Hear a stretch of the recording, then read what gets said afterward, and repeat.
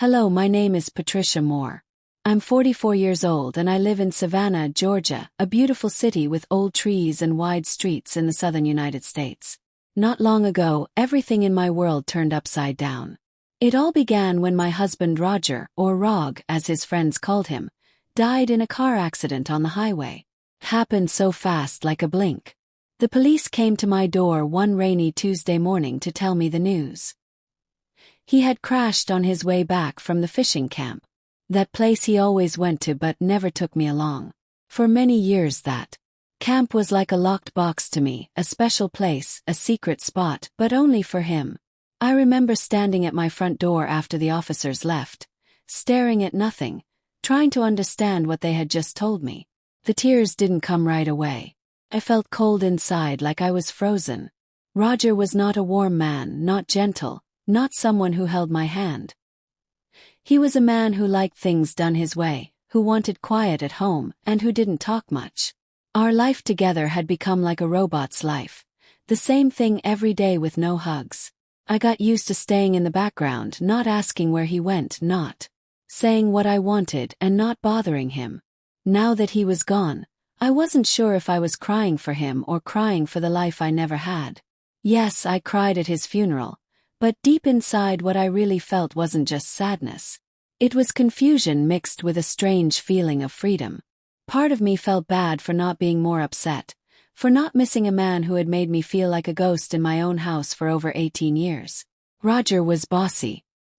He would tell me what to wear, how to cook his food, and even when I could call my mother on the phone, he always had the final say.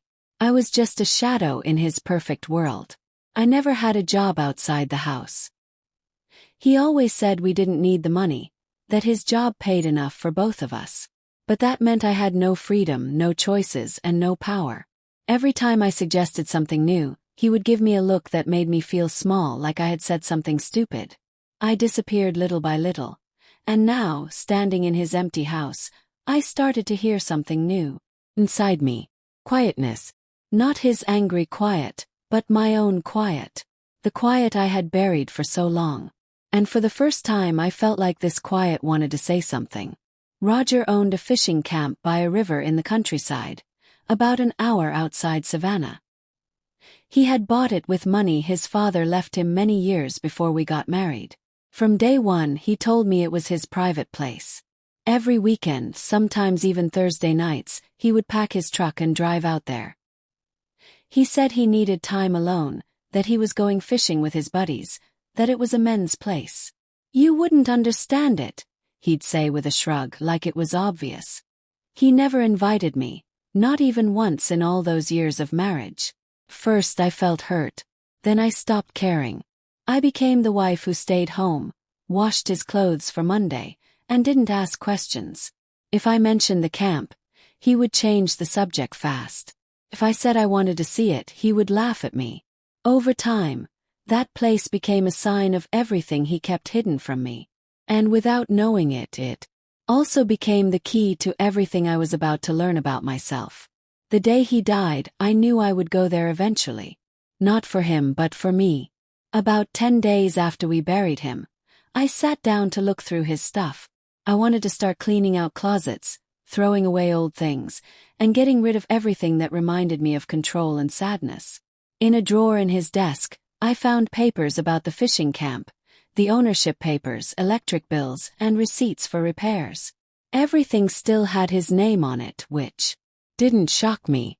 But holding those papers felt like holding proof of my own prison. For the first time I thought seriously about selling it. I didn't want to keep anything that reminded me of those lonely weekends, the silent dinners on Sunday night, or the lies. That camp meant too much pain.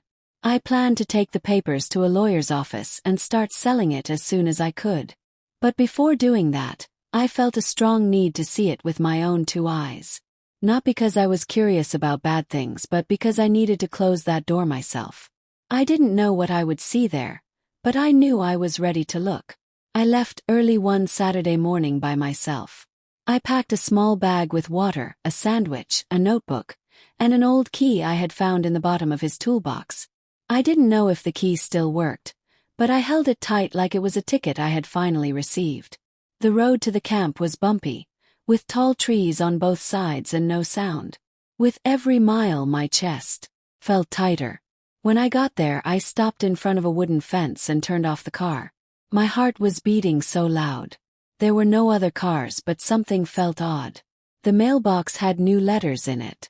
The grass looked freshly cut, and there were tire marks on the dirt road. I walked up slowly, key in my hand, and breathed deep. I didn't know if I should knock on the door or just walk in. I didn't even know if I had the right to be there, but something inside me was pushing me forward. This place didn't belong to Roger anymore.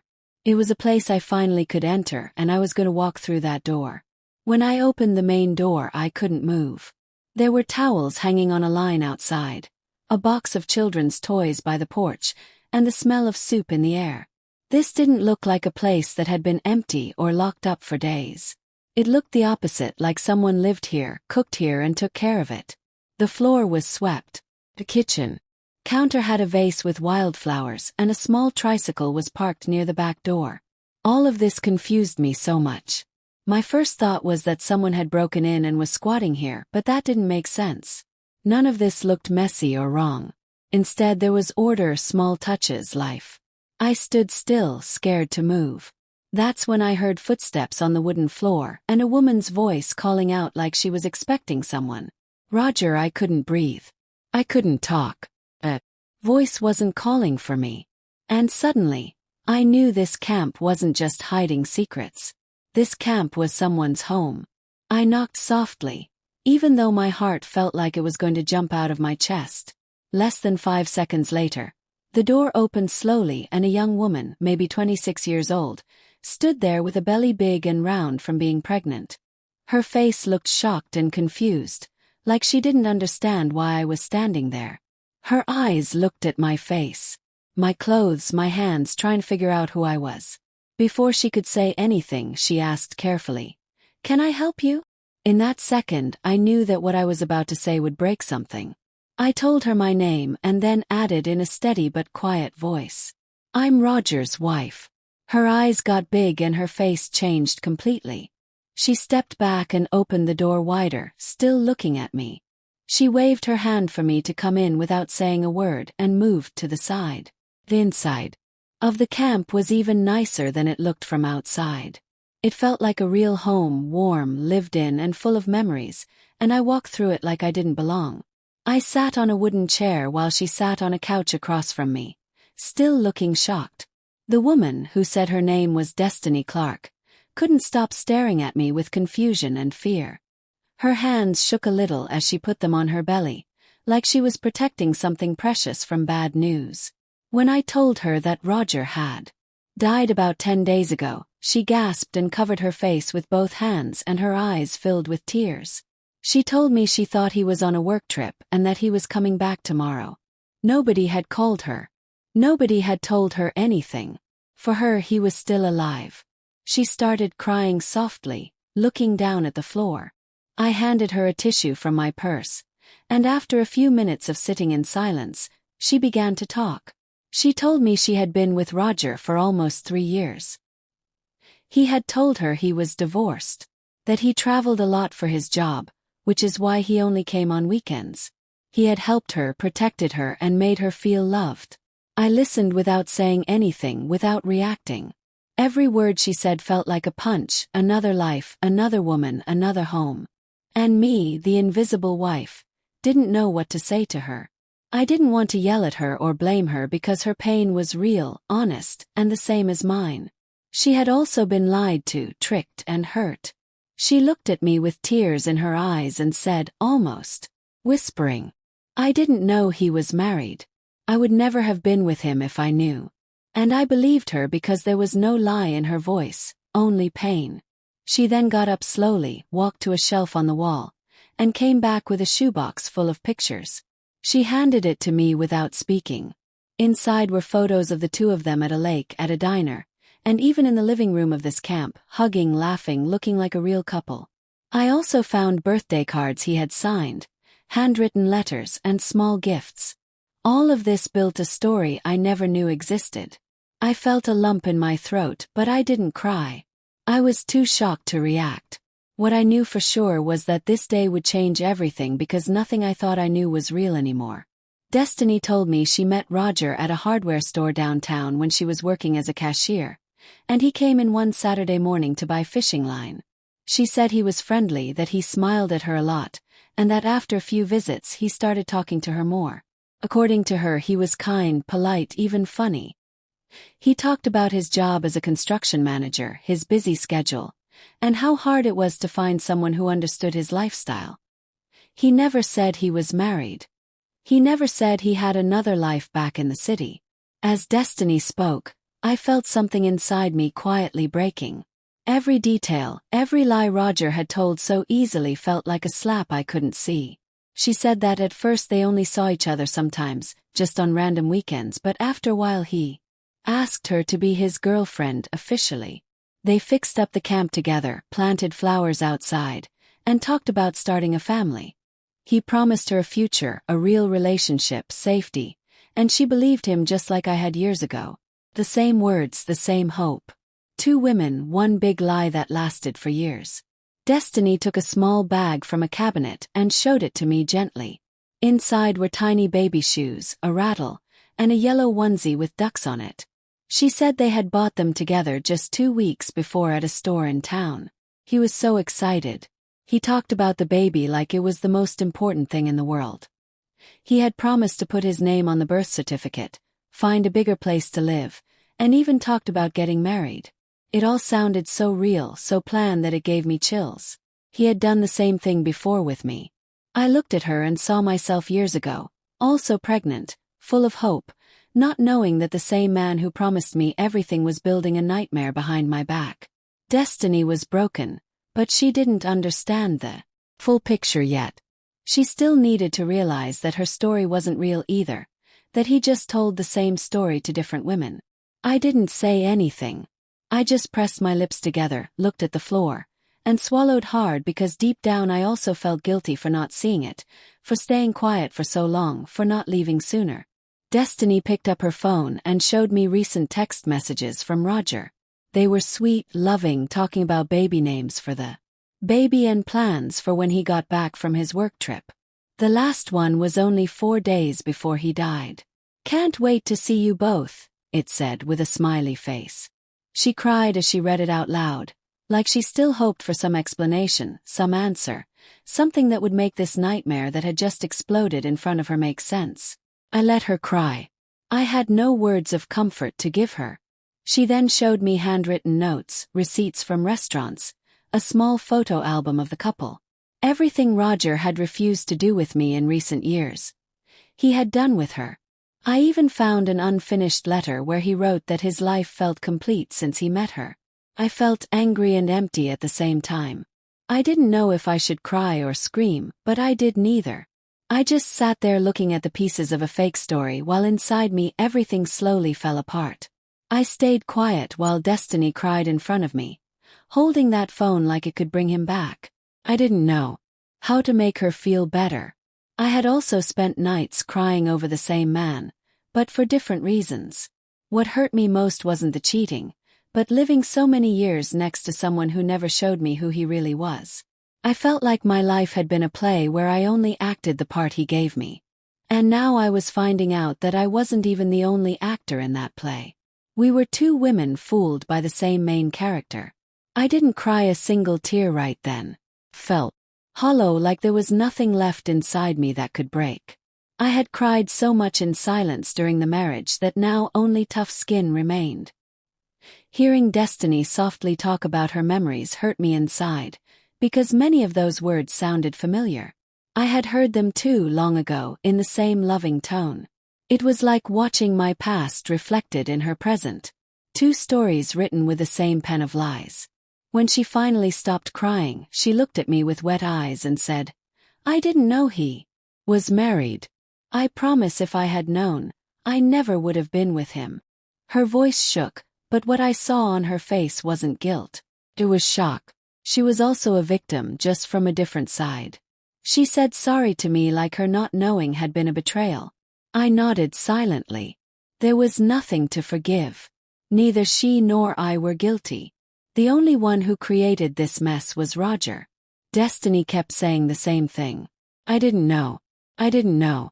I felt like hugging her even though so many mixed feelings still stood between us. I didn't hate her. Actually, I understood her more than I wanted to admit. We had more in common than I ever could have imagined. We had both loved the same man, thinking he was ours, not knowing that we shared his lies. It was a painful yet oddly freeing feeling because for the first time, I stopped feeling alone in my hurt. We spent hours talking without yelling, without cutting each other off, just letting the words come out when they were ready. We listened to each other like we had needed each other for years without knowing it. Neither of us was trying to blame the other, only looking for answers, pieces of truth that could fill the empty spaces of the lie. Destiny talked to me about her worries, about how she didn't know what to do now that everything had fallen apart. I told her about my years of silence, about the feeling of never really living. It was a hard conversation, but one we both needed. When I stood up to leave, she walked me to the door. We looked at each other without talking for a few seconds, and without planning it, we hugged. It was an awkward, quick, but real hug. Two women broken by the same man finding comfort in a shared truth. I got into the car with a heavy chest and my head full of thoughts. I didn't know what I was going to do next, but I was sure that I didn't want to drag around the chains of a life that had been forced on me. It was time to write my own story. During the drive back home, I couldn't stop thinking about Destiny. Her sad face, her fragile body protecting the baby of a man who had not been honest with either of us. She was alone, pregnant, with no money, with no family close by. I didn't know much about her, but something inside me felt strong. I couldn't just walk away and pretend she didn't exist. Roger was the one who made this mess, not her. And even though it hurt, I felt a human duty, not to him but to her and that baby. I barely slept that night. I woke up several times, looked at the dark ceiling, and searched through old boxes, looking for something that would give me peace. I didn't find it. What I did find was a new understanding. I couldn't sit around while another woman suffered the results of a lie she didn't create. I felt that somehow helping her was also starting to help myself. No longer as a cheated wife, but as a free woman able to make choices for the first time without fear or needing permission. I was finally starting to listen to myself. Next weekend, I packed some bags with baby clothes I still had from my cousin, some basic food items, and a couple of magazines I thought she might enjoy. I didn't know if Destiny would let me in or if she would understand what I was trying to do, but something pushed me to go back. I wanted her to know she wasn't alone, that not every connection in her life had to be marked by being left behind. When I got to the fishing camp, I got out of the car slowly and knocked on the door, not knowing what would happen. Took her a few seconds to answer. When she saw me, her eyes got wide with surprise, like she couldn't believe I was really there. I smiled calmly and showed her the bags. I didn't say anything. Neither did she. We looked at each other in silence until she moved aside to let me in. She let me in with a mix of confusion and thankfulness. The camp was more tidy than last time, but her face was still that of a lost woman. I put the bags on the counter and told her she didn't have to decide anything today. I just came to be here and I stayed. During lunch we didn't talk much, but the feeling was different. There was something gentler between us, less tight. She asked me about my life, what my marriage had been like, and I answered without hiding anything. I told her how I had learned to stay quiet to avoid fights, how loneliness had been my constant friend. Destiny listened closely with that silence that only people who have felt the same thing have. I asked her if she had thought about what she would do after the baby was born. She looked down, shook her head, and said she didn't have the energy to think that far. It was then that I suggested helping her find a small apartment in Savannah near my house. I told her it wasn't something she had to accept, that I expected nothing back, and that I was doing it because I understood her fear and her confusion. At first, she didn't know what to say. She stared at me, eyes wide, like I was speaking in a different language. Then she asked in a soft voice, "Why would you do that for me?" I answered with honesty, "Because you're not to blame. Because I was where you are now, and because nobody helped me when I needed it most. About a week later, I found a small but comfortable one-bedroom apartment in a safe part of Savannah. It wasn't fancy, but it had everything needed. A sunny bedroom, a simple kitchen, and a clean bathroom. I filled it with just the basics, always thinking about Destiny's and the baby's needs. I bought some light curtains, a soft mat, and put a crib in the bedroom with diapers, blankets, and a teddy bear that made me think of new beginnings. When I called to tell her the apartment was ready, she was silent for many seconds. Then, her voice breaking, she said, "I don't know how to thank you for this." I helped her move with my car. It was a short drive, but full of emotion. She looked out the window in silence, holding a backpack like it was the only thing she had. When we arrived, she opened the apartment door and walked through the rooms without speaking. After a few minutes, she turned to me with tears in her eyes and hugged me. It was a real hug, one that needed no words. In that moment, I understood that without planning it, we were starting something new. Not a forced friendship, but an honest partnership between two hurt women who had decided not to stay silent anymore. It didn't take long for the first mean comment to come. It came from Linda, Roger's cousin, who called me one afternoon just to say she was disappointed in me. "You're disrespecting your husband's memory," she said in a cold voice, like I was a traitor. She talked about family, about what neighbors would say, about how wrong it was to get close to the other woman. I wasn't shocked. Linda had always cared more about what things looked like than about what was true. I answered with a simple, "You can think what you want," and hung up without feeling bad. This time I wasn't going to explain myself. For years I had stayed quiet to keep peace, to avoid trouble, to not upset anyone. But now, I understood that silence had only hurt me. I didn't have to explain my choices to people who never knew what I had been through. Destiny was not my enemy, my competition, or my punishment. She was the result of a lie that I had also been part of without knowing. Helping her wasn't a slap in anyone's face. It was a way of stopping the cycle. And if that upset others, they could learn to deal with it, just like I had learned to deal with their judgments. After getting Destiny settled in, I made a firm choice to sell the fishing camp. I never wanted to step foot in it again. That place was full of secrets, lies, and heavy silences. It didn't belong to me emotionally, even if the papers said it did. I called a real estate agent, gave her the keys, and signed the papers without looking back. It was like closing a door that had been hurting me for years without me knowing. And by closing it, I felt like I could finally take a deep breath. I didn't tell Destiny anything until the sale went through. I didn't want her to think I was doing it for her or because of what I had found out. I was doing it for me because I needed to let go of that weight. When I told her, she looked at me silently and said, "You've been stronger than you think." I didn't know how to answer, but her words stayed with me. For the first time in a long time, I felt neither sadness nor anger, just a weird peace, like I had finally gotten back a part of myself that I thought was gone forever. Slowly, Destiny and I started to build a connection that went beyond the situation that brought us together. We didn't talk every day, but we were there for each other when it mattered most.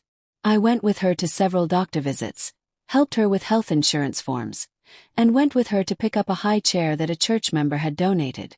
She never asked for anything, but accepted my help with that mix of thankfulness and embarrassment that I also knew well. Seeing her so young and so broken hurt me, not because I pitied her but because I felt her pain. I had had more years to get of. She had not. One day, I found her crying outside her apartment building because she couldn't carry her laundry basket up the stairs. I didn't think twice before taking her keys and carrying everything up without saying a word. That small act was like a wall breaking down between us. And from then on, our relationship stopped being just occasional help and became true friendship. She would tell me her fears, and I understood them without needing her to explain. We started to talk to each other naturally without being formal, like somehow life had brought us together not just through pain but for a second chance. The day she went into labor, she called me at 5:30 in the morning. She was having regular contractions and didn't know who else to call. I got dressed fast, grabbed the bag we had packed together weeks before, and drove her to the hospital, my hands shaking with nerves. 4 hours I stayed next to her, breathing with her, holding her hand, and calming her when fear took over. I watched her struggle with pain and then gather herself with courage. And when the baby was finally born, I felt something I hadn't expected, a deep tenderness, like he was part of me too. Destiny cried with joy, and I hugged her, my heart full. The boy was beautiful, calm, with big open eyes, like he understood everything that was happening. She asked me to hold him, and as I did, something inside me let go. He wasn't my grandchild or my son, but this baby meant something new, something pure. He represented the end of a lie and the start of a different story. In that moment, I felt that Roger no longer had any power over me. His biggest gift wasn't the damage. It was the life I helped bring into the world. A few weeks later, I started going to a counselor. I didn't do it because I thought I was sick, but because I wanted to understand why I had allowed so much for so many years. Each session was like opening a locked box inside myself. I found wounds I had accepted as normal, giving up that I had called growing up, and silences I had mistaken for peace. It wasn't easy to face it all, but I felt I had to if I really wanted to rebuild myself. For the first time, I didn't want to go back to being the same person. I wanted to be me without masks, without fear, without guilt.